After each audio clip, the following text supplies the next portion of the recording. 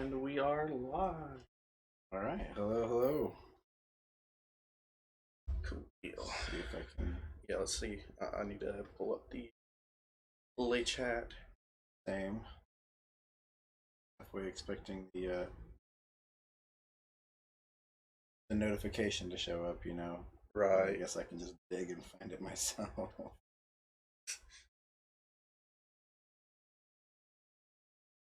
So many stuff. Mistakes were made. Sure. All right. Let's. Just making sure it's picking us up. Testing. 1, 2. Testing. Okay, we already got someone in chat. Welcome, chat person. Chat person. Chat person number 1. Appreciate you greatly. Okay. So I don't know if you had any topics in particular. I did not. Uh, I'm kind of just good to start, going off the cuff here, really. There's like a handful of things that I know that we're probably both going to want to get to. For sure. I mean, things have happened. It's been about a month. So. Yeah. So do we want to start with tech, gaming, politics, pop culture, Well, just life experiences? I feel like so you just went to yeah, I did. I just went to California. I guess that would be a good place to start, catch up a bit. yeah. Yeah, me and some of my buddies just took a road trip out to California. Um, my favorite thinker of the time is releasing a new film, and I got invited to a an early viewing of that film. So, um, I got a couple of tickets, and one of the tickets was for another friend who ended up bailing on it, but um, the other two still tagged along just for the sake of a road trip. They didn't really take part in the film at all. But we took a north route, so we went kind of through Colorado, and many people told me probably not to do that at this time of year, considering the way the weather is and has been. But we ended up making it through just fine. But we did catch a whole lot of snow in Colorado, as you can probably imagine. Was it like you always see like being here in good old Tennessee, you always see like pictures of like way out like northwest usually, Hmm. where it's like literally like there's there's a road cutting through like a mountain of snow. Absolutely, yeah. It's like, and there were so many stations along the side of the road to stop and to like put on chains on your tires, which was like law there. It was like if it's snowing and there's snow on the road, like do this. And for miles and miles, I mean like hundreds of miles, it was just bobbing and weaving through these white snowy mountains, and there was just people skiing up and down with like the lifts everywhere. Like it was just always snowy there, I guess. Mm-hmm. I'm sure the elevation has a lot to do with that. I don't know, but we went up through there and came down through Utah, where I actually stopped to see Laura, which Laura. Yeah. Oh, is she living out there? Yeah, I yeah, didn't even know that. yeah. She moved. It was a whole big deal, but saw her while I was out there, and then stopped for the event. The movie was awesome. The people were awesome. I was very much starstruck. If any of you see my Facebook, I had to make a stop and make a post about how starstruck I was. It was So who for the people that don't know, because we do have mhm. two people in chat, and Right, who knows where they're coming from, right, right. What is this movie exactly, and who is it? So it's by a guy named Peter Joseph. He has what is essentially a trilogy of documentaries so far called the Zeitgeist film series. He of course sparked a movement with that, which is the Zeitgeist movement, which I used to identify with for some time. Um, and he's assisted with the book for the Zeitgeist movement. He's written his own book called The New Human Rights Movement, and he is, as it stands, he is my favorite thinker of the time. His new film, called Inner Reflections, has been in development for like half a decade at this point. We've been waiting some time on it, but finally, they had something to show of it, and he wanted to do an early screening out there, so he did. Currently, he's still trying to figure out his distribution process. He thinks it's mostly going to be online, Mm-hmm. digitally in some form, but he hasn't quite figured that out or announced what he's doing there yet. It was part of the Q&A that he had there after the show, though.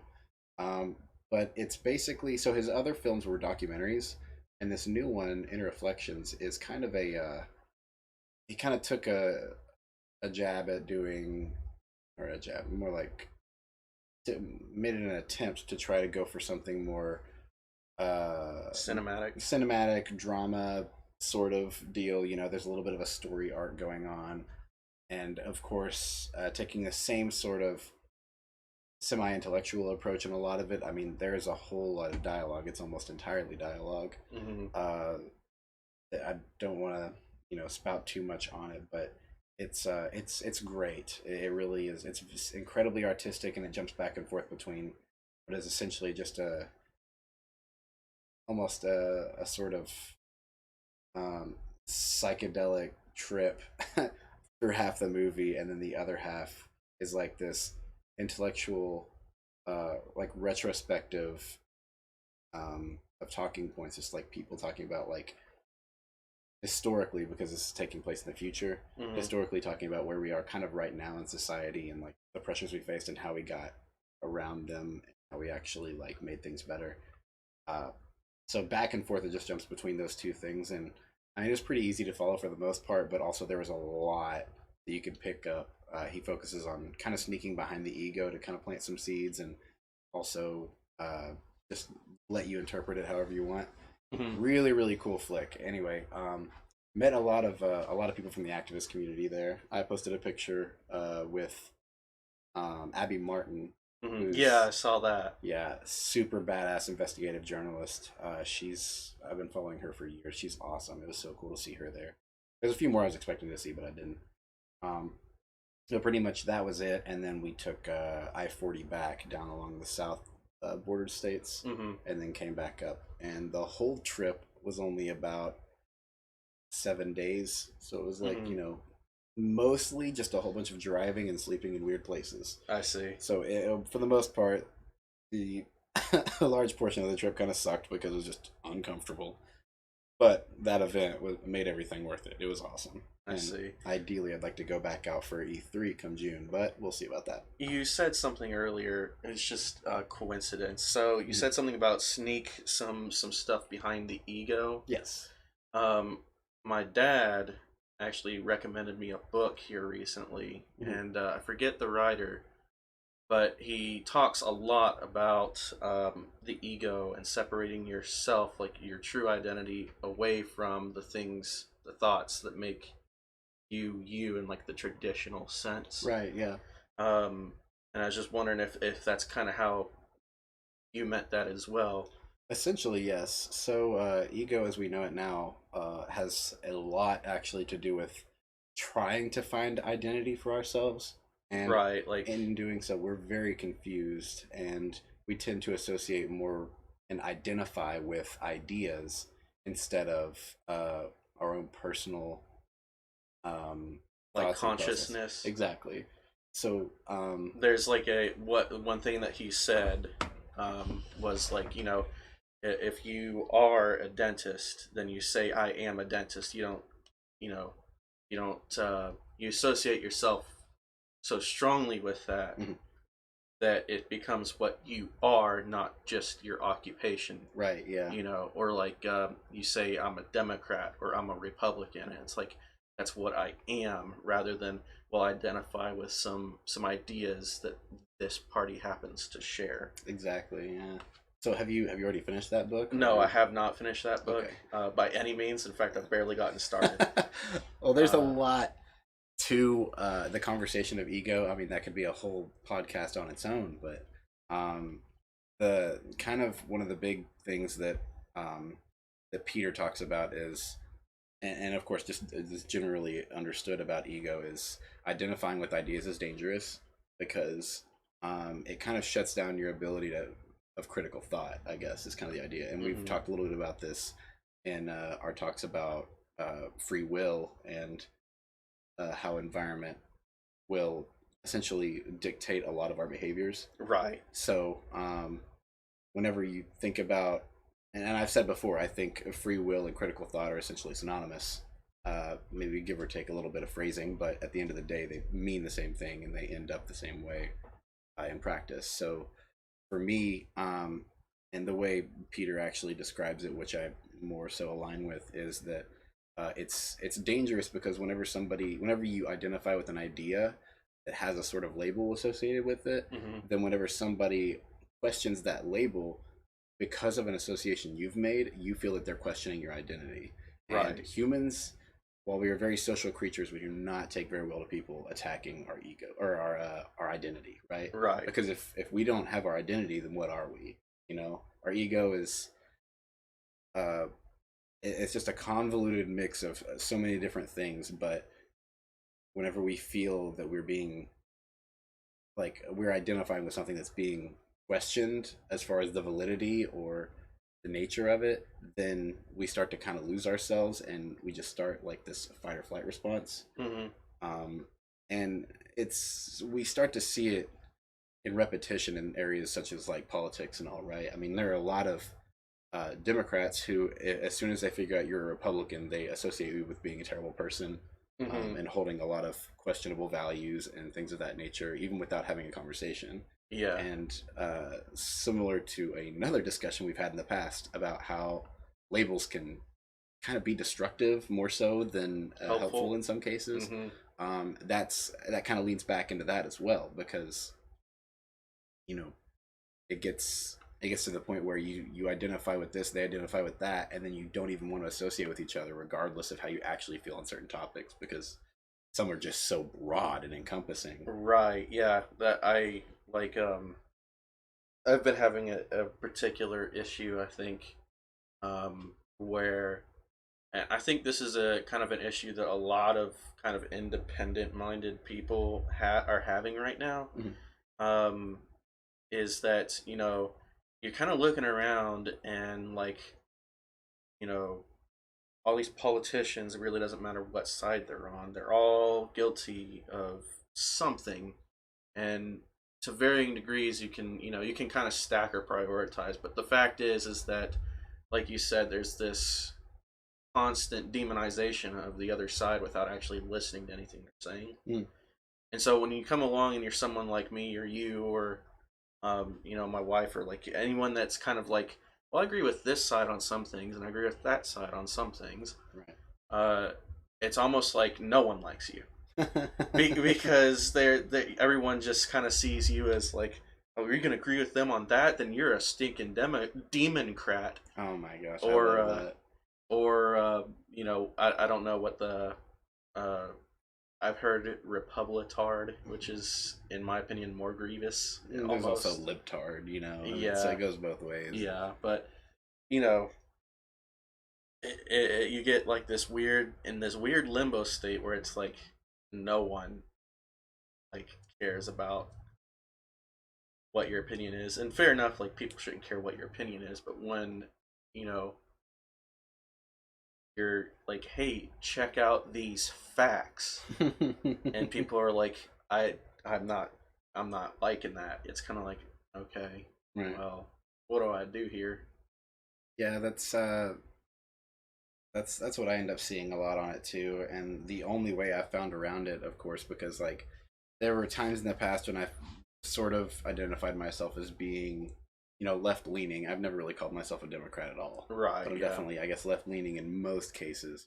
Um, I just avoid those, and I basically only have a conversation with people regarding independent um, issues themselves. Hmm. Because even if you don't have the same labels, if you just go past that and you don't talk about labels and just ask somebody about a certain issue, you can go back and forth on it. And some of them, as soon as they start to vibe that you're not in agreement with them, they'll just jump right back up to surface level and call you a Democrat. And it's like, or a liberal, because liberal is Yeah. apparently more damning than calling somebody a Democrat, apparently. But yeah, so just call them a liberal and be done with the whole conversation. But like, some people just revert to that if they don't have this deep, deep thought kind of Yeah, I mean, I've definitely communicative seen what you're talking about. ability. There's a college professor that taught me mathematics actually, and a lot of people.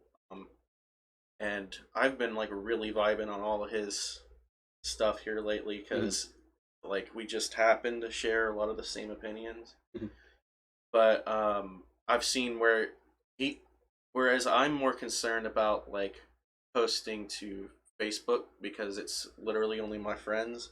He's a little bit more concerned about going to make a difference out in like the further kind of world, commenting on news articles and things like that. Right. Um, and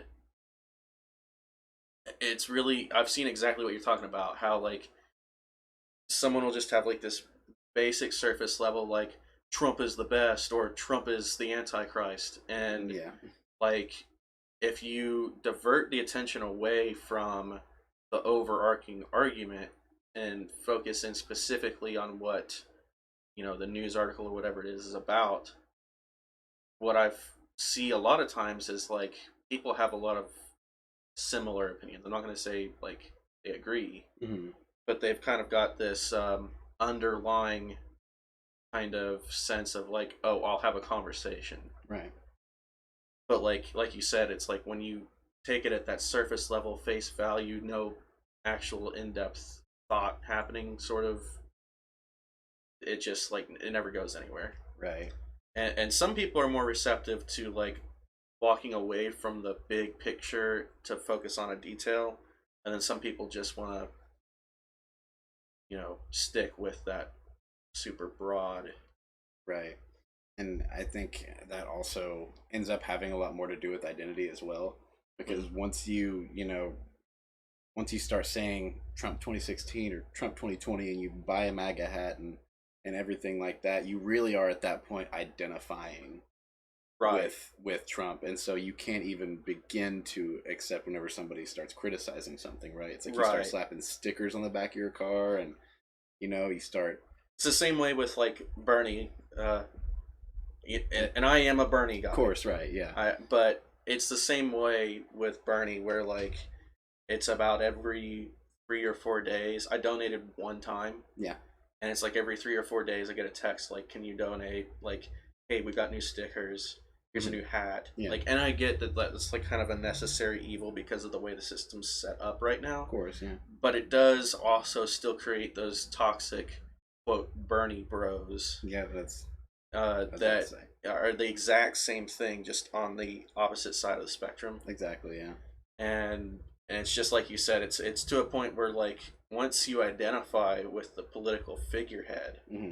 whatever they say is law. It's not like you can step back and question them. Right. And it's funny that you mentioned that, and I guess I should have started off with that. I mean, still, it was easy to use Trump as an Well, example, yeah, probably for obviously. most of my most of people that might be listening for my sake. But also, I mean, it is the same thing with Bernie, and it's actually a more interesting phenomenon with Bernie because even though he's Democratic, and there are a lot more runners in the Democratic side of things now. Hmm. Um, you have Elizabeth Warren, who is actually very similar to Bernie in a lot of ways, and then of course you have a few of the other runners as well that still actually go along the same lines. The one that are actually left leaning, not like the randomly placed one of these things just doesn't belong here situations. Right. Um, but a lot of the left leaning figureheads, as you said, are all not necessarily the same, but pushing towards the same ends. We admit all together that the issues before us are issues and do need to be handled. But then some people will just identify with one and not even listen to the others. And I've actually lately been wanting to even ask people, like, uh, given a number representing how many hours of research you've done per candidate, what would yours look like? And I'm sure for a lot of people, mostly because I don't think working 40 hours a week, a lot of people don't have time to do a whole lot of research. Hmm. But in this weird comfortable state, whenever you're maybe on your way to work or something, or you're just kind of winding down after you get home, maybe you're just going to listen to something that's a little bit easier to take in. You're going to maybe listen to a new interview with your personal favorite figurehead, Hmm. or something like that. So their number one is going to be something like maybe like 50, 60 hours of content they've listened to since the start of the running. Hmm. But then the others are like less than 15, 20 minutes each, Right. because it's like, even though they don't actually know their policies, they know they like this person's policies, and that can go a couple of ways. It's like, one, like, maybe just take some time and listen to the others just to see how similar they are. But Right. on the flip side, there are going to be people that like no, that person could never run it like Bernie. Bernie's been in the game forever, and they just start throwing these facts and historical numbers and like all these other things. Like, okay, I get why you would support this person. I totally get it. I mean, that they're a very supportive person, and I agree with a lot, if not everything, that they say most of the time. But also, like, do you understand that the facts that you're presenting, like a large majority of them, this person supports too? But then they have a couple of different ideas about how to go about fixing problems. They still talk about corruption, and all this. And I'm not necessarily trying to tell specifically Bernie supporters to look at Warren. I mean, I myself, of course, that I mentioned before, I'm mostly aligned with Yang on a lot. Yeah. But specifically for UBI, but there are some other reasons there too that I totally understand. But also, I mean, like Bernie, for a very good reason, has a very close knit following. A lot of them are saying like, "I'm going to vote for Bernie no matter what happens," and that's understandable. There is a sort of strategy that needs to be done for the people who are just thinking, we just have to beat Trump. We just have to find somebody to beat Trump. But on the other hand, there are people that are just so diehard fans that they're going to say, I'm going to vote for this person no matter what. And both of them are toxic in their own way. Both have merit in their own way. And it's a mess more than anything. But I do think that it speaks for a lot whenever you see people who are buying and sporting the merch, the point where they're, they almost look a little bit like a shell. Right, yeah. And like I would be willing to, even in some cases, every time I see one, I'm like, I'm curious. I really just want to like have a conversation with this person and understand exactly how much you even know about the policies that they're talking about. Right. Or are you just literally representing this person for no reason? Right, yeah. It's more humorous in the context of like Trump didn't really even have, whenever he was initially running, he didn't actually have very much for policy. He was basically just like Wall, and I'm an outsider and they're a crook and vote for me. And when it came down to him versus Hillary, it's really no question about why he won. Right. And I have a whole different issue with the whole, blue no matter who thing, but that can be a different topic on its own. I don't want to do right, yeah. But yeah, that's identity, man. Is just it gets to be such a serious problem, but like you can't exactly combat that because humans are social by nature, and there's like an in-group out-group tendency. Yeah, always. Yeah. I do want to talk a little bit, although I don't want to maybe spend as much time on it as I was initially thinking. Just because I feel like everything has already been said with the impeachment. The conclusion, John Bolton, no witnesses. Yeah. These are all things I think almost everybody knows, and I think if the polls are to be believed, like 86% of Americans, even if they were 100% behind Trump, wanted to hear from witnesses. Right. Whether they thought it would exonerate Trump, they just really wanted to actually get to the bottom of things, whatever.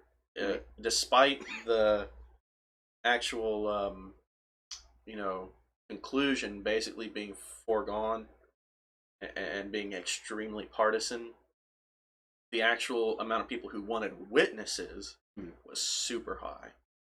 And it really goes to show, like, even now, obviously, I think, and I think I've said this before on one of the podcasts. Obviously, whenever Trump says something, you have to take it with a grain of salt, because we all know how far that lie detector swings to full position. Right, yeah.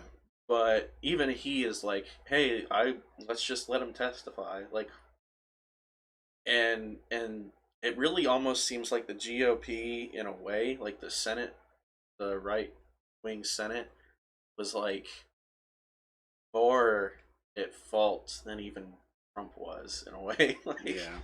They very much just wanted to get it done, over with, quick, out the door. Yeah, and it makes you wonder a lot on it. I mean, like, on one hand, good for him for saying that, but on the other, it's like he's saying what his followers want him to say. Right, yeah. He probably, it could have been a strategic thing where like he knew he could say it and it wasn't going to affect anything. He could be posting it on media, but then not actually pushing people in back rooms to let it happen. He Yeah, seemed very like nonchalant about the whole thing, and that's fine. I get it. It's politics. It's strategy. Um, I'm not surprised about the way it ended.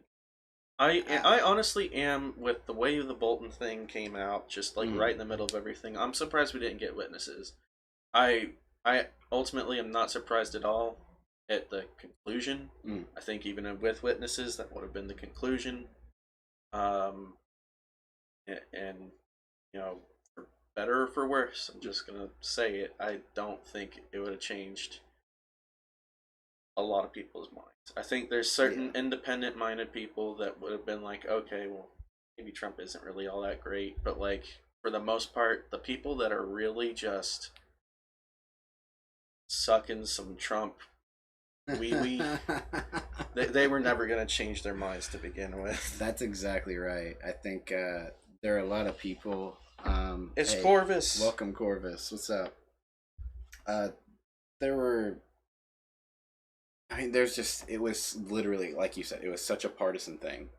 You know, it was left stayed left, right stayed right, and I mean, there's.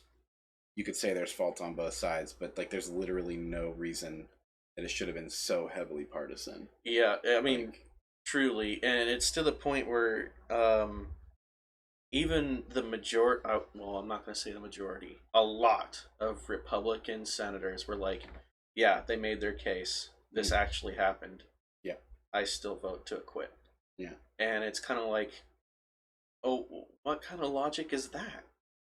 Like, I mean, don't get me wrong, the Yeah. Democrats, they were totally using this as a publicity stunt, unfortunately. I hate to say it because I agree with the impeachment inquiry and basically everything that's dug up with it.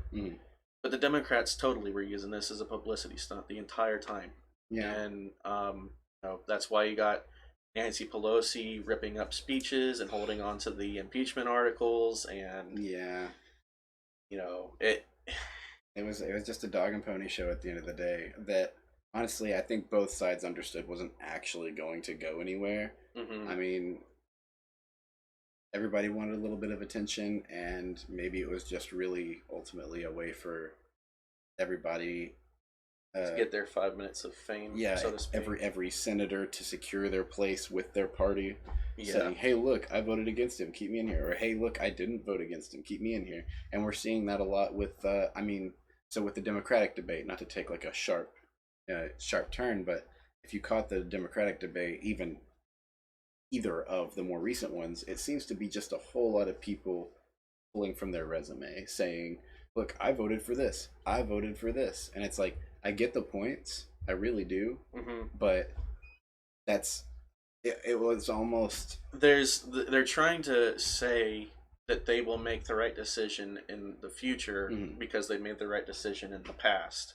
yeah, Which I understand why they're saying this, but it is a logical fallacy because it's always going to kind of be a 50-50 shot in the dark. Like you can make it more educated guesses and make it, like 60, 40, 70, 30. You can, but like at the end of the day, like there's so many like interoperating policies and legislature and all this stuff that like you make a policy that seems like the best solution at the time and everyone agrees with you and then it turns out to be crap. right. So And it's easy to agree with certain parts of a policy and not all of it. And Corvus, you're definitely right. It was almost entirely bashing Trump. It was a combination of the two things with very little in between. It was people bashing, or it was them bashing Trump, saying, blue no matter who, anyone up here needs to, it should be supported in beating Trump. It was also them clashing against each other. I mean, really a whole lot of attacks against Pete Buttigieg, which were, I mean, a lot of them well placed. I mean, he's kind of a douchebag, but still a whole lot of like attacking each other on the stage. A whole lot of saying, we need to beat Trump. Not necessarily, I guess, bashing so much specifically, just saying we need to get him out or we need to beat him. And then and then of course, specifically Joe Biden for sure. I mean, Bernie did a lot too, but that's because he has history saying, you know, look at my history, look what I've done. I voted for this. I helped push for this. I voted against this. But that it wasn't really so much a debate. It was just, everybody showing their ego, which I guess is maybe what the whole thing is about, but still. Right. Yeah. The gentleman on the right, that was uh See, I only know a handful. It's all I know. who's the other like super old guy? It's gonna be Biden, Bernie, Warren, Kabluchar, whatever her name is. I have no idea. Kabluchar. I have no clue how to pronounce his name either. He just did it. I always say Buttigieg. Buttigieg. Okay, Buttigieg. And I only know that because I've had to dig deep into what he's supporting and what he's Yang and Mike Bloomberg. Well, Mike Bloomberg was not on the stage. I didn't think he was. He's not even trying. The guy on the far right, gosh, what was his name? That bothered me so much. Even though, like, I would see it, I still wouldn't be able to pronounce it. But yes, Yang barely got a chance to speak. I literally took screenshots because earlier today I was talking about this. Yang got to speak for 8 minutes and 5 seconds, the least out of everybody, almost by half of the three above him. Tom Steyer, that was the other guy's name. Tom Steyer, the next one up, had 13 minutes 53 seconds, so 14 minutes. Again, already almost double the chance that Yang got to speak. And I mean, I saw where it panned out. Yang had his hand up a lot, just like not the past debate because he didn't get in on that one because of a technicality, but the one before that was the same situation. Well, I mean, I'll be honest. Like in America, we got to get past this point of like monetization and donations and all this crap. Mm-hmm. We honestly need to get past the point of debates. Like really, honestly and truly. Like I mean, don't get me wrong. There'll need to be something that takes its place, right? So that you can see their policies and know exactly how they're going to represent the ideas. Because ultimately, that's where we need to move further too. And I know you've said this for a long time, but I'm just now kind of getting on board with it in the last like 4 or 5 years. We need to get to a point where we're not voting on people or personalities. We're voting on ideas. So we need to get past really this point of like the debates where they're clearly hosted by news stations that put a lot of time and effort and money into this to make a lot of money, and they're very clearly slanted. They're biased for sure. It's just like and not to move off of Yang because I would like to talk more about Yang. Yeah, I'm not harking on it. I'm not hanging on it. But it's like I forget which one it was, but it was one of the recent ones where CNN was like, Bernie's sexist. He told Warren that she couldn't be president, and they got up there for their Democratic debate, and the person was from CNN, and she literally just asked Bernie on the debate floor, "Why did you make the sexist statement that Warren could not be a president?" Mm-hmm. And he said, I have great respect for, Yeah. And it was basically like handling it like a pro. And even like Warren was up there, she didn't really seem terribly offended. She almost seemed like she was agreeing with him just by her body language. And before he could even finish it up, she moved over to Warren and was like, "How do you feel about Bernie's sexist statement that you can't be president?" And she just laughed and was like, she just threw her hands up. We've worked together on a lot. It's like, I mean, the media is definitely going to try to make things out of like something out of nothing, and that particular issue became so big. Like Warren probably just said it in a passing statement. Even if it was just like maybe him challenging her or whatever it could have been. I mean, it's definitely sexist. I'm not going past that. If that was something that he said, if he's admitted to saying it, which I don't know, then he said it, but he didn't say it because she was a woman. It was taken out of context. Right. And even then, context aside, like saying a woman couldn't be president, and I don't know the actual quote, but that's still wrong. Mm-hmm. At the end of the day, like you can't just say that. I mean, it's just as bad as saying a person of color couldn't be president. Right. Like but it happened. Like I don't know why that would be such a deal, but I've already lost. Oh no, you're good. I felt like I was going somewhere with that, but um, but yeah, so like those those who are allowed to hold these debates are very much biased. Uh, Granted, the same example we were just talking about, some get a better chance to speak, a lot more time. They go straight to them for the initial question regarding an issue. They'll go to the others for just like responses to it, and then go on somewhere else. And they might ask two or three, but there's a lot of the time, some of the candidates up there don't even get an initial question asked. They like the only speaking time they get is responding to someone else, Right. and then just going on. But you know, um, since Yang and Steyer weren't necessarily part of the drama of the time, they didn't get a whole lot of talking time. Mm-hmm. Steyer was up there, like he said, as a hype man essentially, and was just like, "Look, we all agree on this stuff. Let's talk about things that matter," And I don't know like what his whole positioning was, but that's not going to get him votes. That's just going to be, I guess, bringing people together, which is important. Don't get me wrong, Right. but I don't know. Not making any kind of case for himself. Exactly. Yeah, and the only reason he got more talk time than Yang was because he kind of spoke in circles. Otherwise, he would have been on the bottom right there with Yang, like not having any time to speak at all. I honestly have no idea what that guy supports because he doesn't talk about it. He just says, we need to beat Trump. Who up here is gonna beat Trump? That's what we need. And it's like, all right, I get it, Yeah. But, uh, But yeah, no, I've pretty much decided. So for anyone, because we do have two people that are sticking with us, thank you, by the way. And if you want to ask us any questions or just interact in any way, feel free to leave something in the chat. mhm.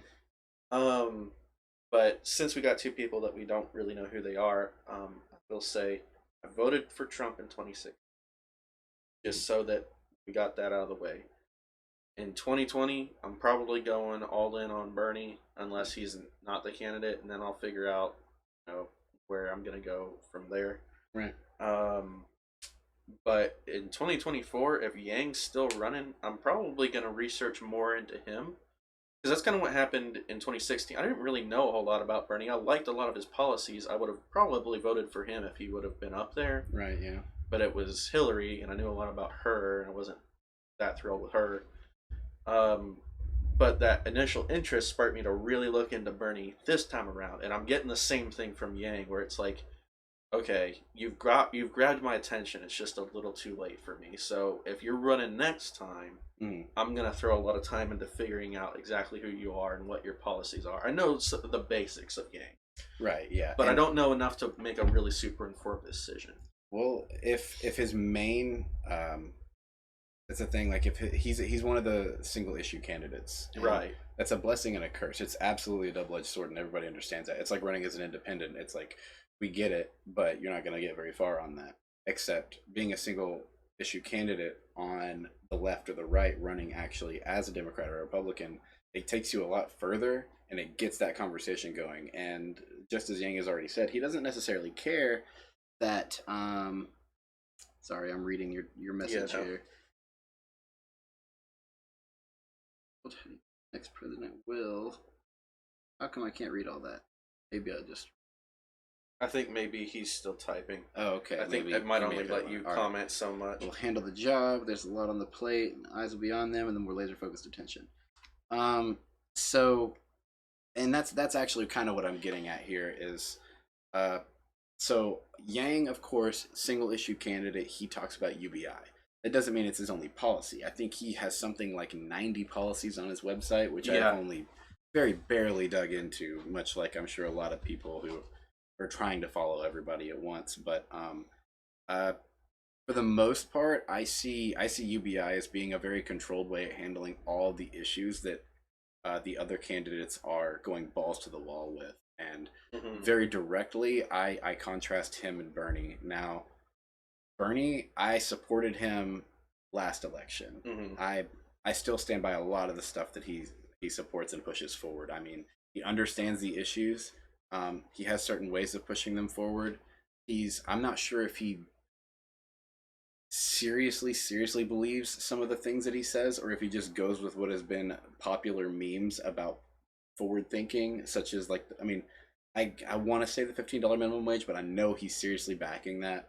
Hmm. And if you have even a minute understanding of economics, I have a very hard time believing why somebody would really support $15 minimum wage. I mean, I did at one point. I really did. And I thought it was necessary. And even I was blocking out like certain factual information there. Right. Uh, which, I mean, even so, I used to be and this is very specific and off kilter, but I used to be a manager at Sonic. And being a manager, being the only manager there, you have to keep an eye on the business and how it's running, the profit you're seeing, and your labor count. Hmm. And there's like a certain percentage of labor that's taking up, the cost of what's Right. going on. So like there's a certain number, we'll call it 20% labor, that I had to try to maintain, or I got good marks if I kept it below. Uh-huh. So if it's really busy and we're doing good, awesome. I want to make as much money as I can. But if it starts to slow down a whole lot, I got, 4 cooks in the kitchen and labor starting to spike up to 23, 24%. I'm like, look, I got to start sending people home Right. Yeah. and hope it gets busy to compensate the difference. So, um, like, I understand that to the point where if, like, that very definitively in my mind, it was like, as a manager, I knew what people made. And there was a difference between sending somebody home, that only made minimum versus somebody who had been there a few years and maybe was making a little bit more. It's going to have a little bit more of an impact there. Hmm. If I have 4 people and I can lose one body, maybe I'll send the one that's making a little bit more to have the biggest difference. But if I only have 3 people and I need to send one home, I'll probably send the weakest link home so that now that I only have 2 people, I have 2 of the strongest in the kitchen. Right. Like there's a lot of play there, but all that really just to say, if there was a $15 minimum wage, I can see how detrimental that would be. Because in my job alone, and I'm sure some things would change on the top, but I would have had to have worked with half of the people in the store, Right. or have to have somehow pulled a lot more business than we could even handle it where we were at, just to even receive close to the same profit margin. Right. They would have had to have compensate by raising the prices of the food, which I mean was already expensive at the time. It felt like, but that's specific to that business, um, and all these other things just to compensate. And at the end of the day, sure, you could definitely just pull that straight from the CEO salary, straight from the bonuses given out up on the high end, and we at the bottom would see that as being fair. But to them, that's just not an option, and that's not what's going to end up happening. Hmm. Some businesses will take that high road and they'll say, look, okay, to try to keep everything the same, to be competitive in pricing, and to keep our employees happy, we're going to go this route. Hmm. So, and I know I'm arguing a lot right now on the $15 minimum wage issue, but this is just kind of one deep example of how I've delved into this here. The $15 minimum wage would be catastrophic for small business. Right. I've worked for a small business. I worked for that game store, and if he had to pay us $15 minimum wage, I mean, there were some days he would show me the numbers about what we sold and the actual profits therein, because as a manager of the store, I would be able to see things like how much we paid for a game, and then what we turned Right. around and sold it for, and I would actually see how much we made in a day with the deposit and the profit, and then be able to turn around and be like, okay, I was the only one working today. What's he paying me today? There are a lot of days, most days, I made more than the owner of the store did, like because he had to pay me, and then we just didn't have the business, and that was like probably 80% of days I was Right. making more than him. But sometimes on the weekend he would break a little bit more, and then if there was like an event that he can make happen, like some kind of a, if it or like Christmas or something like that, we would see a build. But if he had to pay us $15 minimum wage, he would never have kept his business going. Right. And there were a lot of similar situations like that. Well, and I think too, the my biggest problem. So I don't actually have a problem with $15 minimum wage, Right. depending on where you're talking about. Mm. It wouldn't work here. It absolutely, you're right. It absolutely would not work here. Mm.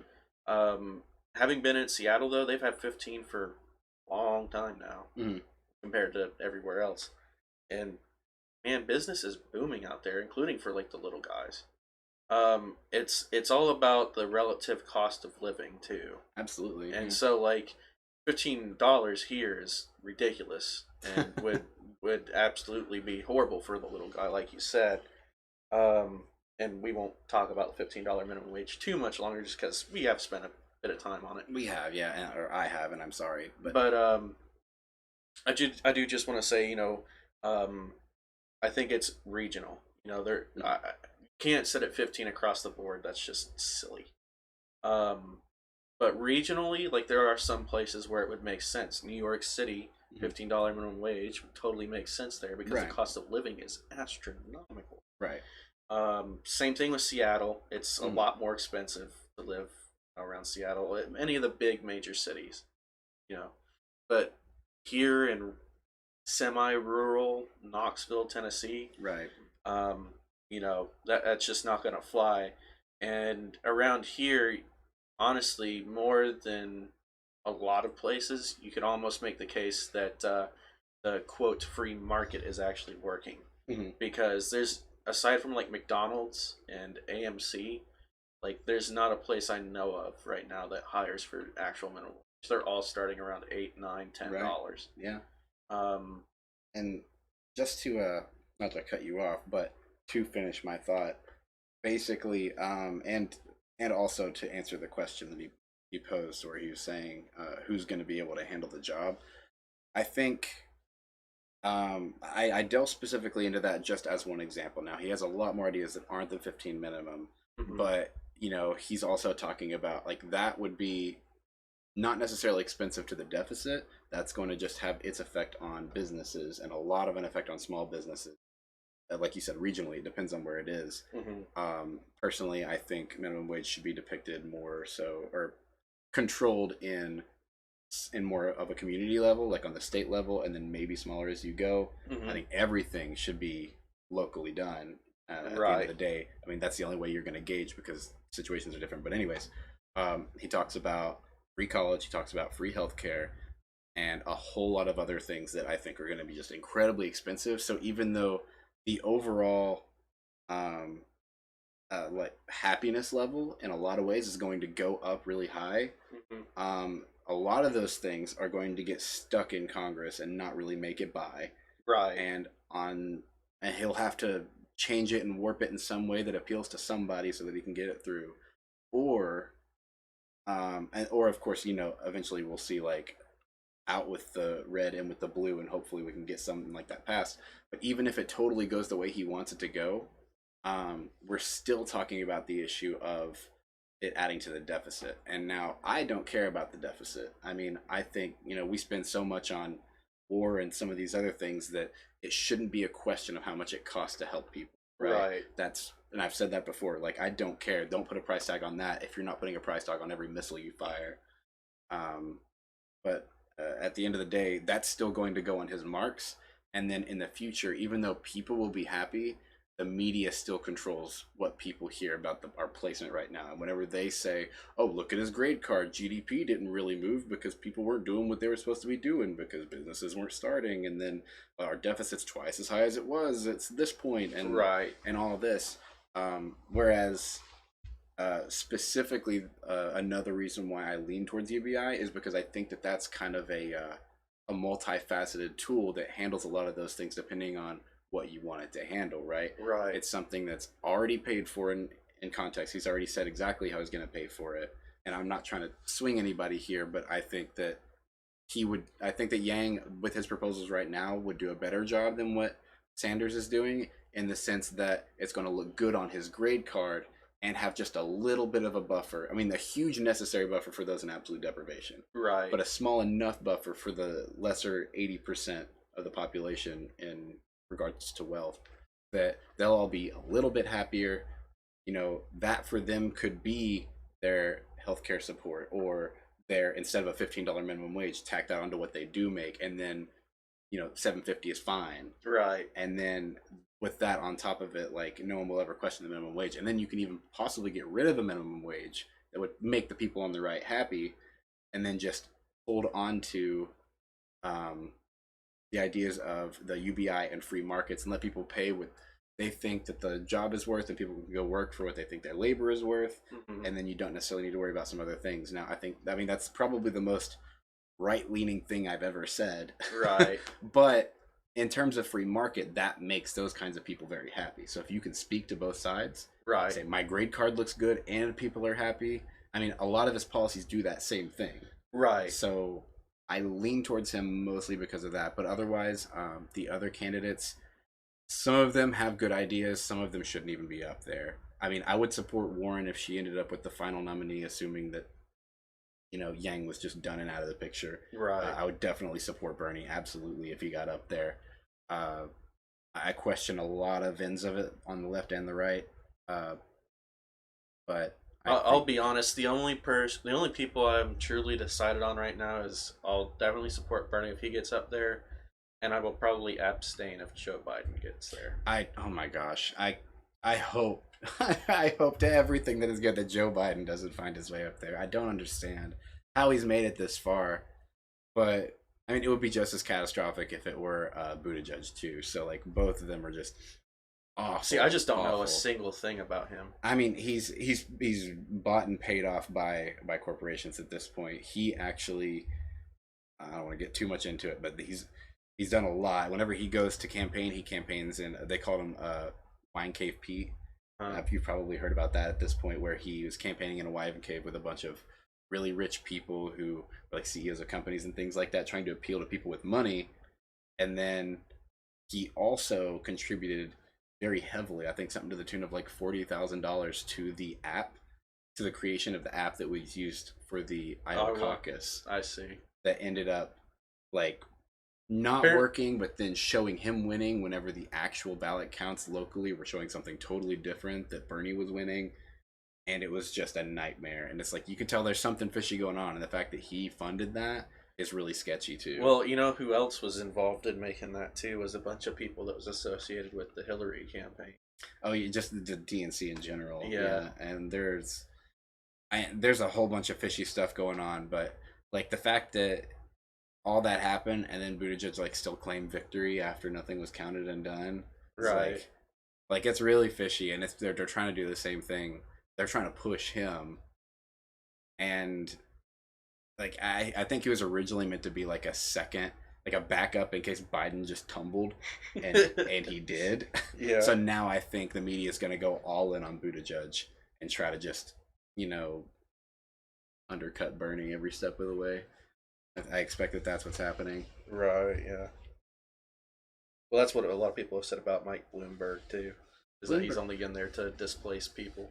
That's, yeah. I mean, like, he's literally conservative, for one thing. Like, quite literally. But he's going to run as somebody on the left and fully just, fund himself. And, like, you can't win if people aren't going to vote for you. And he's not even campaigning in these initial states to get his name out there. Like, we know his name, we don't want to hear it. But it's like tell us something about policy and try to be out there to debate and talk about it. As I say, yeah, that's the thing is if it came down to Trump and Bloomberg, I have no foregone conclusion on that because I just don't know anything about him, and there's nothing. I can't figure out what to know about him at this point because literally everything he does is just an anti-Trump ad. Mm-hmm. And it's like, I think I even posted something about Facebook on that. I was so done with those ads before they even started. Mm-hmm. We already know, okay? Like, even some, I wish it was more. It used to be all of them. I still can't understand this. I'm going off on like 3 different. I'm ready. Let's go. So first thing, I still don't understand how we went from in 2016. Like, none of the, like, even Fox News was like, no, not Trump. And Sean Hannity was like, just hold your nose and vote Trump. Like, statements like that. That's the one that's going to stick with me because it's like Sean Hannity, who is now, like, so far up Trump's behind, was like, hold your nose and vote Trump. Yeah. That was what he said, like, verbatim. And now it's like a freaking cult. And I'm not saying that it's not on the left, too, because it totally is. Yeah. But it's so much more obvious on the right, I feel like. Maybe that's just because we're here in the South. That's a lot of people. Yeah. But, like, it just seems like there's no middle ground. You're either, like, independent towards left, and there's a nice gradient going from middle to left. Mm-hmm. And then there's no gradient at all, and then it's just the freaking Trump cultists. Straight right all the way. Yeah, it's so bizarre. I don't know if anyone else has that same experience. I hope I'm not turning anyone off with that, but that is definitely how my experience seems to be Yeah, going. I mean that's no, that's been my experience too. There's not a whole lot of people saying, I mean I'm kind of sort of, vibing with Trump, but like, it's like I'm not quite that far, and I'm more centrist, but I'm leaning this. Like you're probably the closest I've ever experienced to that because you still say, I call myself right leaning, but Yeah, or whatever. like, and And here's another one I'll give you. mhm. I started reading through all the policies and cuts that Trump's new budget's going through, Oh, I that haven't done it Democrats are yet. on fire with. I'm so scared to look at that actually. And aside from, there's a couple ones that I have. Social Security, need to leave that alone. Yeah. Education is getting a little bit of a cut, and I understand why that's going to make some people mad. Hmm. But at the same time, you look at how much is cut versus like basically everything else. Basically, if it's not defense, he's cutting it majorly. Hmm. Um, and it's like some of these programs, it's to the tune of like a couple $1 trillion Yeah. per department or like per program. And I'm looking at that going, I mean, okay, like, I and that's just the fiscal conservative in me. Yeah, I mean that's why he's gonna have a good grade card. I mean, Right? Yeah. it's gonna make GDP look great at the end of the day whenever he cuts certain things that we are spending on, but then forces people into the area where they'd have to spend money for things, gives, cuts to corporations, but so they can do whatever they want. It's just gonna make money move in the right places, and it's going to make GDP look amazing. Right. And that's all he wants. He's like, look, I accomplished this. We have, the lowest unemployment in blah blah blah years, and we've fixed the deficit to this degree. That's another And one that this came up today when I yeah, was talking to someone. They were like, "Oh, it's the all these tax cuts. They work because now we've got an even lower unemployment rate." And it's like, yeah, I understand that if you have more people in, mhm, you're going to get more taxes. But think about who's coming in, to the fold. Most of these people are not going to be people that's going to be making a lot of money. right, You're yeah, giving the tax cuts to all the rich people, you know, giving them a little bit to the middle upper class, hmm, which is like kind of where me and my wife fall because we file jointly. mm, But like the every like that just really struck a nerve with me because it's like, okay, you clearly don't get it because like Obama inherited like a 9% unemployment rate right, and took it down to 5, or yeah, 5. So he took it down a whole 4%. And Trump has only taken it from 5 to 3.5 is the best estimate that I found. hmm, He's really sitting around like 3.7 ish, 3.8 ish. right, yeah, So it's like 4 over 8 years versus like 1 over 4, hmm, basically. right, And it's just like, I don't know.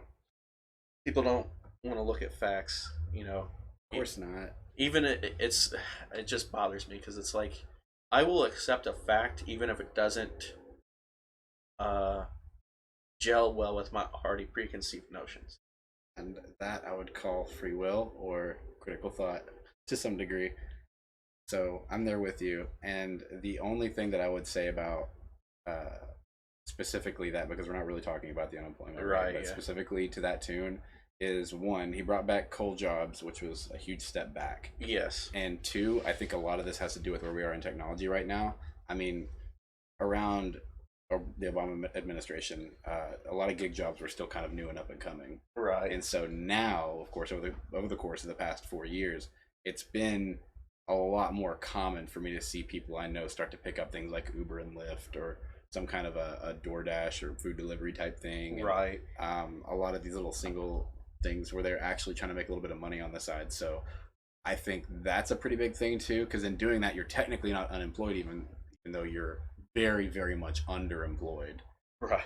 So I wouldn't really put that so much on his account, but I mean, regardless. I think the unemployment rate has very little, honestly, to do with any president. Absolutely, yeah. Um, And I think it's more so to do with the past, the past presidency, or at least leaning into what they did, because there's still like there's no stair step changes. You put something into place, and there's going to be a gradual shift, and like whenever it finally starts to mold into a culture. So I think a lot of what Obama inherited was still coming down from before, and then a lot of what Trump inherited was still coming down from the Obama administration. So I don't think it's like a stair step. It's like, all right, stop.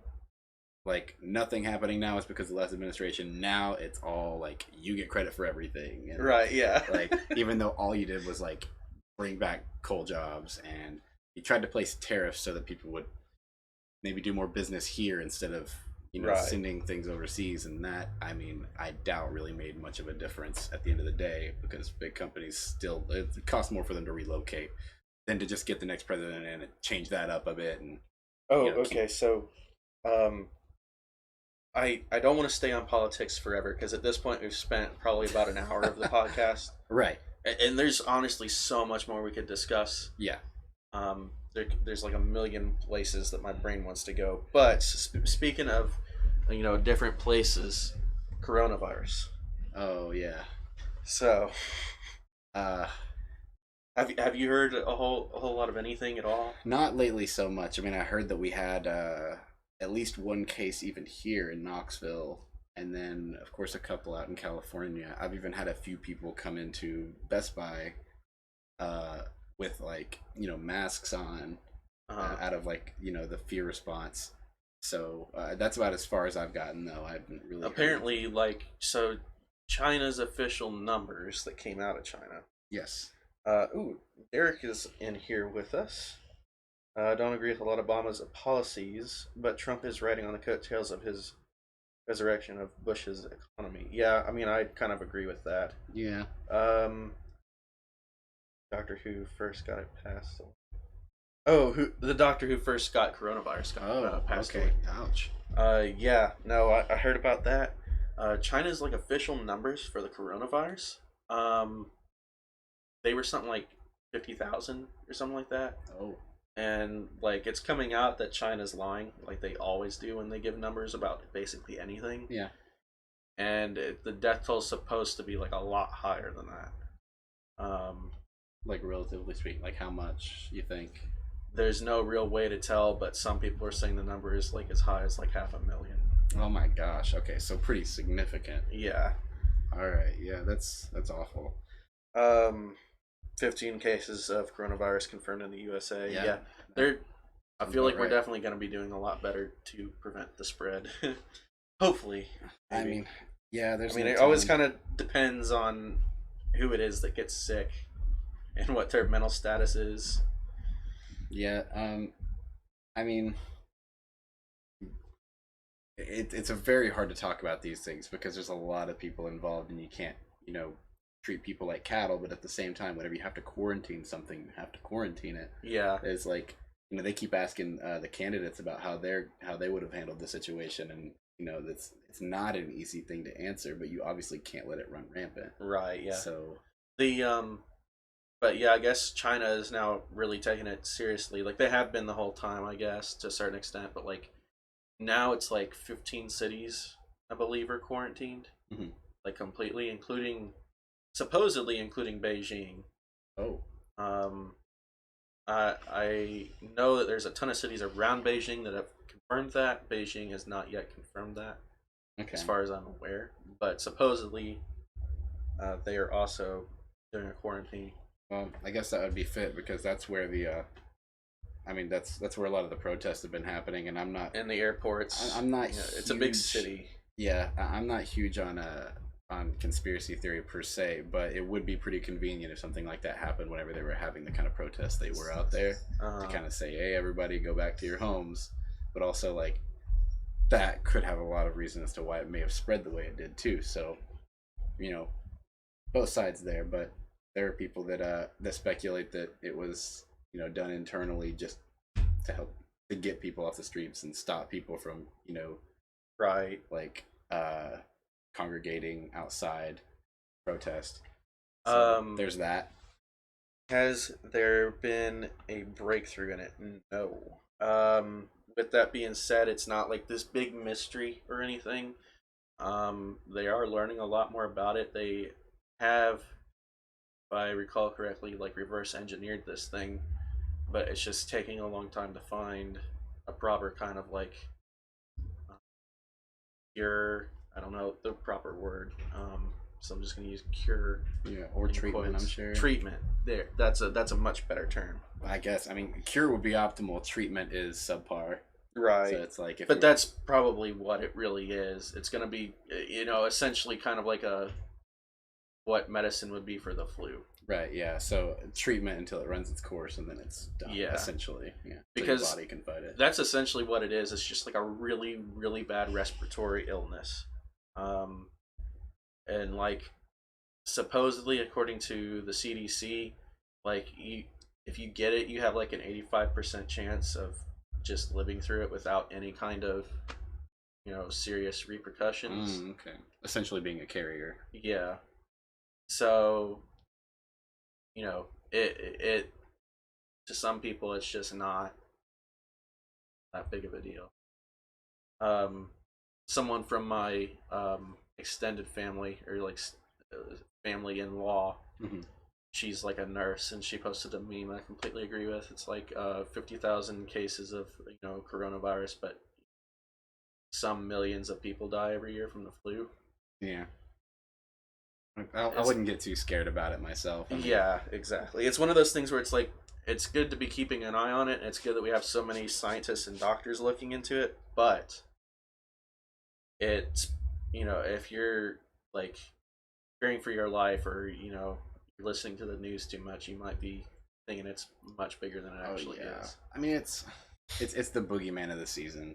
I mean, that's at the end of the day, that's basically what it is. Yeah, it's the new mad cow disease, Ebola, and swine flu. Yeah, everything else. that's exactly what it is. Derek, if you want to drop the name of that, I would definitely be willing to check it out because, I mean, I'm always trying to watch something, learn something new, Mm-hmm.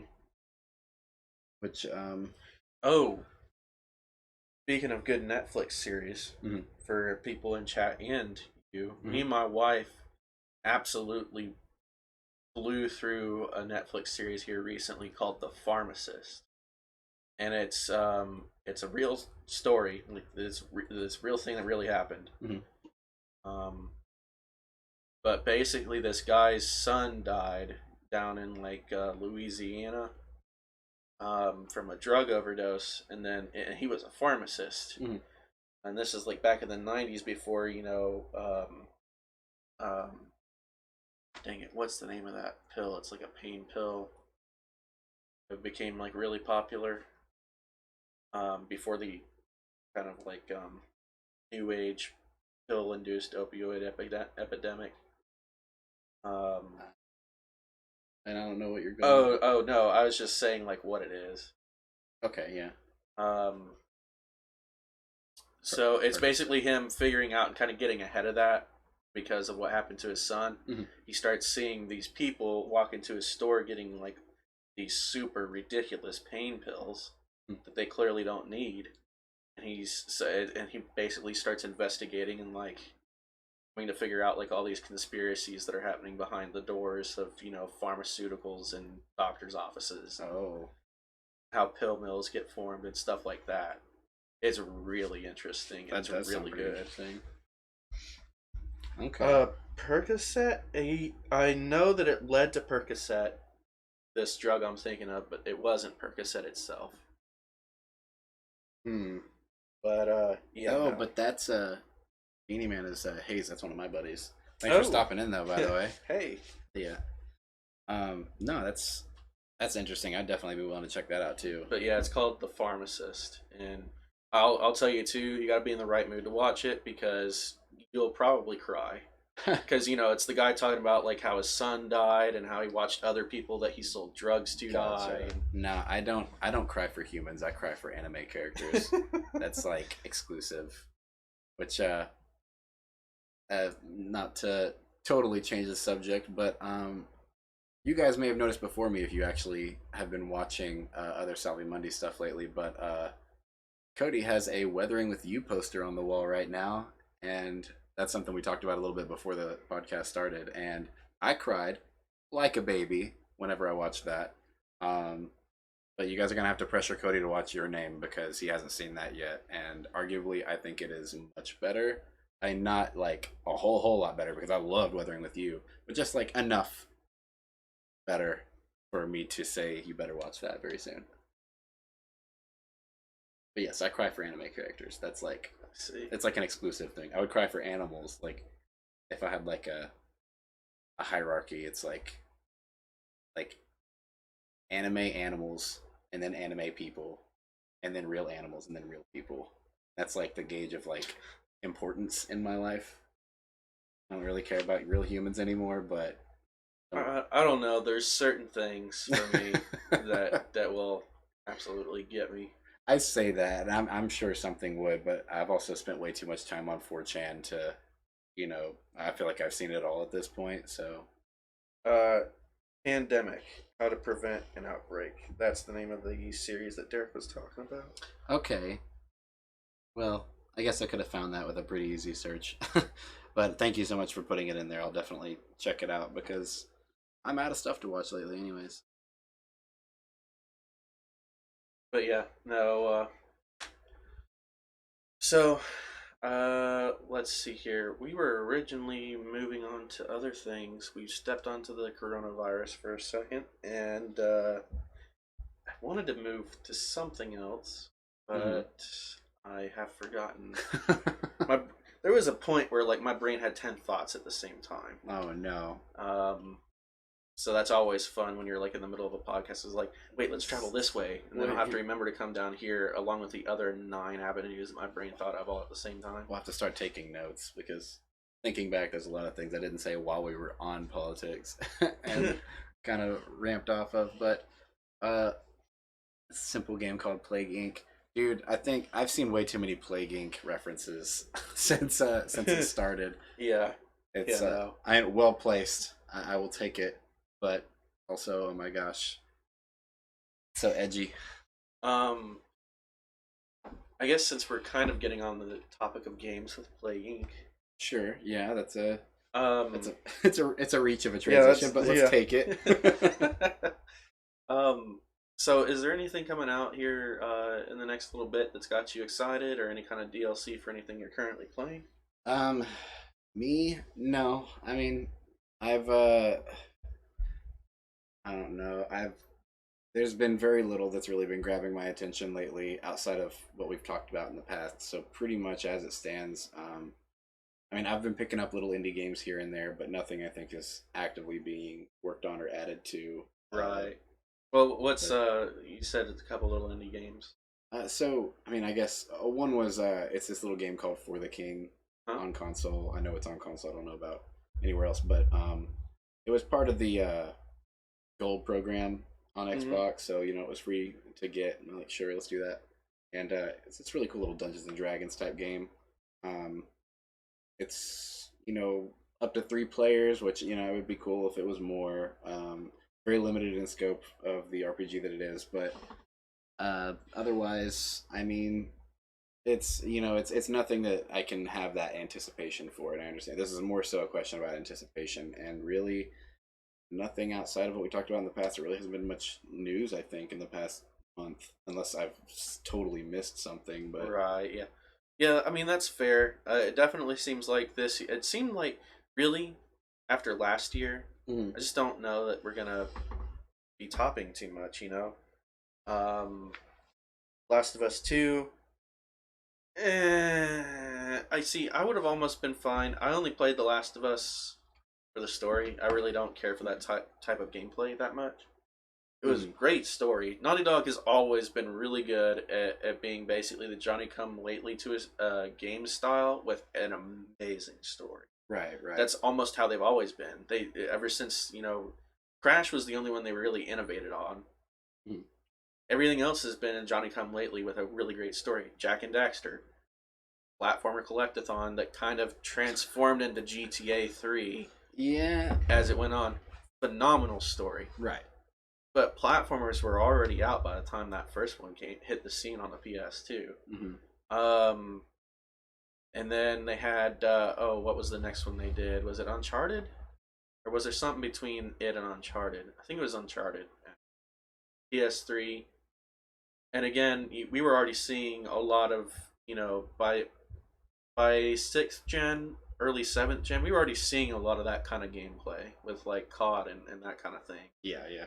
And the over the shoulder cam adventure game. So they're less so with that one, but there's still kind of a Johnny come lately to that. Great story though. Last of Us, absolutely Johnny come lately at that point because it's the same sort of thing as Uncharted, just with less climbing. Can you? So Johnny come lately. I'm. That is a term that basically means you come along and do it better than anyone else after everyone else has already dropped it. Oh, okay. So it's almost like taking it to the furthest extent. Yeah. In other words, it's like a backhanded compliment. Like, yeah, you did it better than anyone because you're the last one to do it. Okay, yeah. So almost setting a new standard for it, but at the end of the life of at least the interest of it, or whatever it is. Okay, I feel that. In which case, I could see that in a few series as well. We have a couple of people asking questions here. Let's see. I did catch that new... Wait, hold on. Back up just a little bit more. New Xbox or PS5? Man, if there was enough information, I would give you an answer. I'll tell you what mine is going to be right off the bat. PS5. Only because the Xbox Series X, all of its games will be available on Xbox One or PC for the first year. Right. There's going to be no exclusives. Microsoft's already confirmed that. Right. So my money's going to go on the PS5 first. Right. Now, I think that's kind of stupid on Microsoft's part. Really, probably not. It seems more like they're more interested in Xbox as a brand now more than anything, like a namesake or we want people to know us. Right. Who we are so that we can get the brand recognition almost. But it is what it is. I mean I'm definitely leaning towards the Xbox side personally, and it is a very just simplistic personal matter. It's really just, I mean, that's where my friends are. I stay up to date with Xbox, right? Right. So for me, I want to get the most out of it, and I mean, I have an X, right? So I do care about getting the most power out. You're of in the ecosystem, right? I'm invested in it. That's where my friends are. I still don't own a PlayStation, so it'd probably make the most sense for me to get a PS5. See, I'm in the Nintendo ecosystem if I'm in any ecosystem at all. Right. Yeah. So it really doesn't.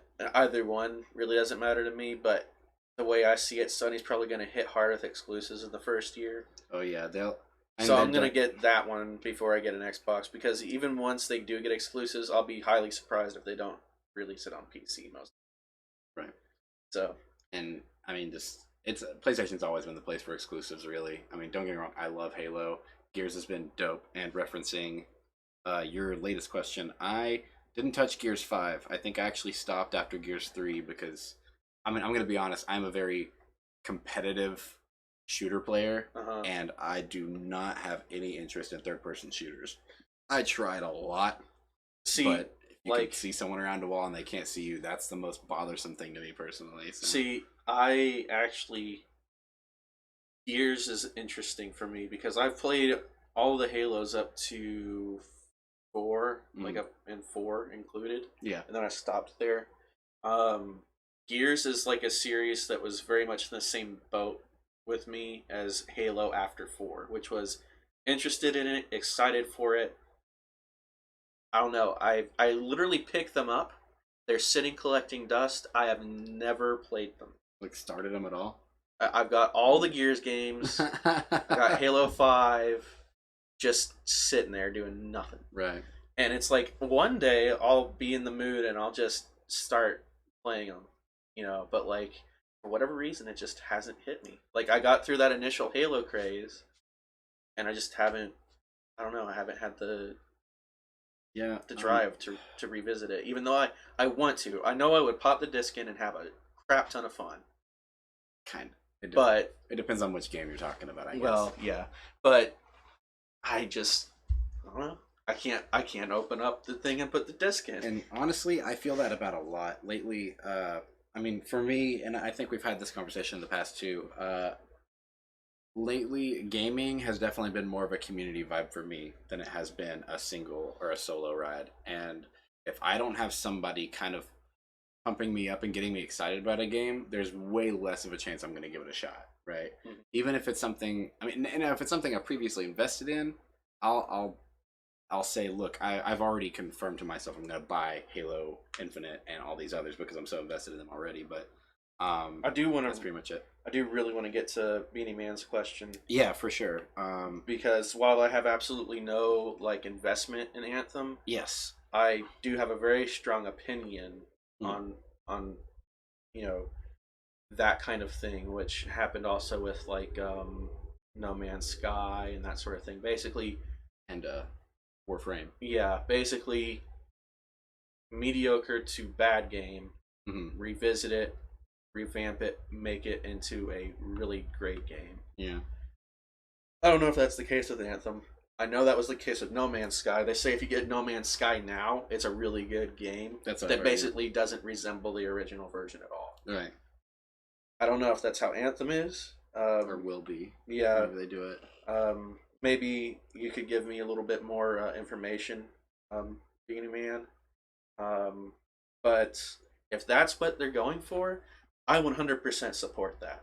Mm-hmm. Now, does that mean I'm going to go get it? Probably not, just for the same reason as No Man's Sky. It's just not my cup of tea. It's not that I have anything against them doing that. Right. I do feel like it's a little bit of a bad habit that we seem to be getting in. Yeah, lately a lot. Where the game comes out and it just doesn't meet expectations, so they make it meet expectations. Mm-hmm. I feel like somehow they need to try and figure that out before the initial release, because the only problem I have with that is that the initial buyers probably feel ripped off. Unless it comes to them for free.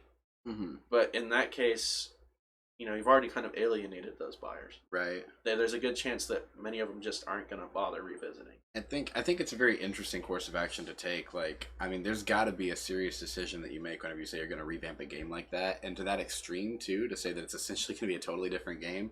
And on one hand, you could try to just drop it as a new game, like take that engine, do something different, drop it as a new one. But then, of course, people either have a bad taste in their mouth from the last one, or they look up reviews on the last one and see something bad, or maybe they just don't want to get excited about it anymore from your, company.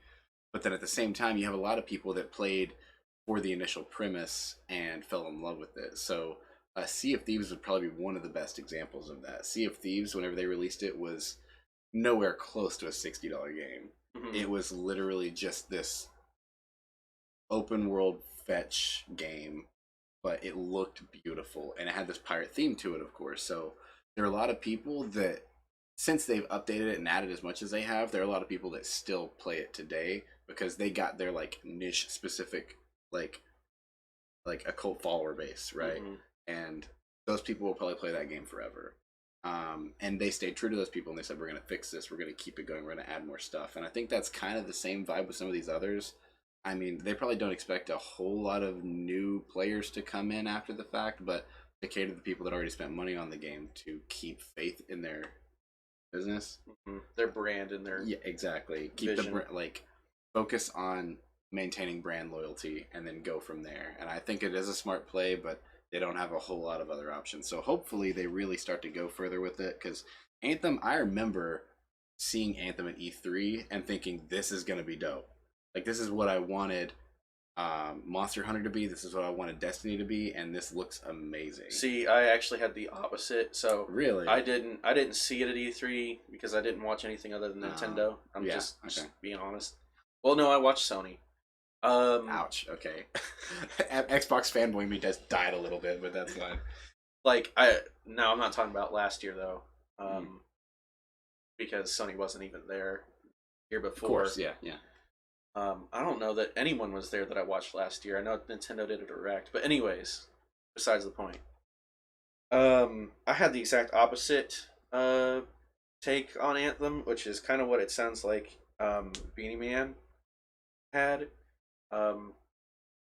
where it just seemed like it was a very um, not depthy sort of game Hmm. that was very I don't want to say broken, but it had a lot of like issues where it would cause like computer crashes or geometry collisions didn't happen very well, or Hmm. like um it just had a lot of issues. It was kind of like a diamond in the rough, sort of, so to speak, like where I could see how people could like it, Hmm. but I could also see how the people who would like it would buy it and then be very upset with its performance. Right. Um, and I had that experience through a friend that liked it and through YouTube videos that were basically criticizing it. So I didn't ever have that like really good um, like first impression. I just had the post launch kind of bad vibes. Right. Like, So you didn't like. There was no anticipation for you. It was just you formed an opinion after it came out by keeping up with the news as it. right, Okay. yes. Yeah, I think games that are dropping now in like this early access form factor that tend to stay there for a year or more, I think they kind of have the right idea in a lot of cases because I mean it seems a lot like these bigger developers just don't want to be honest with themselves and say, look, our game's kind of broken and lacking in trash or something to that nature, but then they Right. just drop it anyway because maybe they set a certain time frame for themselves and they just didn't deliver, and they had to, you know, they had this vision that was so convoluted and, not quite either challenging enough or open enough or Hmm. detailed enough, or there's no level of customization or something to that it was just like there's no way you're appealing to a broad stroke of players. Right. So maybe take the date you initially had, swallow your pride, and just say this is now pre-release. This is a alpha version of the game, and kind Right. of let people have at it while you're actively updating it as you go. And it's been working really well so far. And it's the thing is what you're describing would just basically be a change in perception. It Mm, really wouldn't be a change in how they're doing anything. right. It'd just be a change in how it's presented. And it could be, I mean, just the label of saying like pre-release or something like that could let people know going in, hey, this is not a complete product. But whenever people say it's coming out on this day, they're expecting a complete product if they don't say otherwise. Right. Yeah. So I mean, tell it what it is. I mean, like Arc is probably the best example. Mhm. If you've seen the life of Arc, I mean, Yes. Yeah. totally different game now than it was whenever it first dropped for people to play, but it's been in like pre-release this entire time, and honestly I don't even know if a 1.0 version's come out yet. I mean, I could be wrong. It could have happened anytime in the past few months and just slipped by me because I don't actually follow the game. Well, that's how even Fortnite is. Fortnite's never actually had a Hmm. non. Um, I don't know what they call their version of it, pre-release, Yeah, alpha, beta, I whatever. think it's beta for them, or it But was. I don't know if it's. I think season 2 may have been the drop of 1.0, but even then or not season 2, whatever it was, it may have been season 2 for them. Minecraft is another good example. Yeah, I never really knew of Minecraft beforehand. I didn't actually even start I playing didn't know I Minecraft. didn't know Minecraft was actually like in beta. I thought it was just a completed game that just receives updates like constantly. I don't know. I mean, I'm sure it's a full game now, but there The had to have been. bees. Have you seen the bee update? Yes. Any of the Yeah. memes? Yes. I love it. My wife's really into Minecraft now. I jumped in way late. I didn't start playing until it dropped on the 360, and of course that was like a shell of what the game was on PC at the time. Right. And then of course now we're getting modern updates on console, but that's the most exposure I really have. I own it on PC, both versions, mind you, and I've Hmm. just never really done much with it. I just I stay on my see. console. But yeah, I'll tell you the game that I'm really looking forward to, and sorry for the people in chat because it looks like a lot of you guys are kind of more action or third person story based video gamers. Mhm. But man, that Animal Crossing game looks so good. Dude, I I keep saying I'm going to buy a Switch for a particular game. I keep saying it over and over again, but man, I really want to play that new Animal Crossing game. uh, But I hate that we've also skipped over a lot of these things here now that people are kind of popping out of chat. But oh, I mean, it's good. I think pretty much other than the KOTOR or whatever that is remake, I think pretty much we've kind of hit just about everything. just about. I mean, he mentioned Days Animal Gone. Crossing, I'm out, boys. I'm out, boys. See it. Nah, dude, Animal Crossing's dope. You can't joke like that. If you've ever played it, you're in love with it, and you must admit it to yourself. Um, Corvus mentioned Days Gone and said that that's better since an update, and I was there for the hype around like the anticipation of it, and then never actually saw it after it dropped. Oh, Like really? I have no idea what kind of condition it was in. He mentioned, of course, the KOTOR remake, and I don't know. I don't know a single thing about that game. I mean, that's my roommate's been talking about it. He was pretty big into the old ones, and of course, they came. I'm pretty sure they came backwards compatible on Xbox some time ago, and he's been playing them again. But I never really messed with it. I mean, I played pretty much every other Star Wars game, but KOTOR for some reason I wasn't there at the time, and I haven't backtracked to play it. And then I did kind of touch on Gears 5 being better than the fourth because I mean, no. But yeah, I think that's getting us fully caught up here. Yeah, pretty much. Well, for the two people that's still left to chat, definitely thank you for doing that. No, I think so Twitch I know does not count yourself for views. Really? YouTube does once. So, are you signed in to your own YouTube channel? Yeah, I'm not. I've never signed in as Okay. Salvi for YouTube. Okay, so one of those people is not us. Okay. Well, thanks for hanging out. Appreciate it. Listening to our dumbass voices. My dumbass voice. I won't speak on it. Right No, I think we can safely say that that we're both pretty got the goof. Got the goof.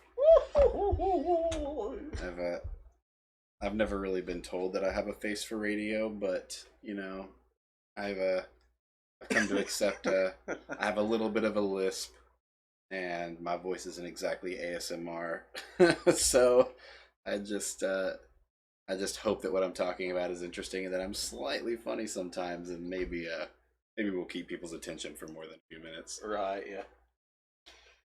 But with that being said, we have been going for looks like probably about 2-ish hours, hour and a half to 2 hours.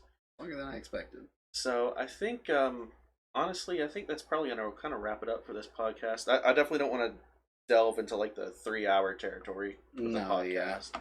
And is there anything else you wanted to get out other than the fact that, I mean, of course, we're trying to make this a monthly thing, so, I mean, anything you think might be worth saying before next month? Not that I can really think of. For reviewing? Well, let's see. March, it'll probably be, I guess, middle of March, so, or the Ides of March, maybe.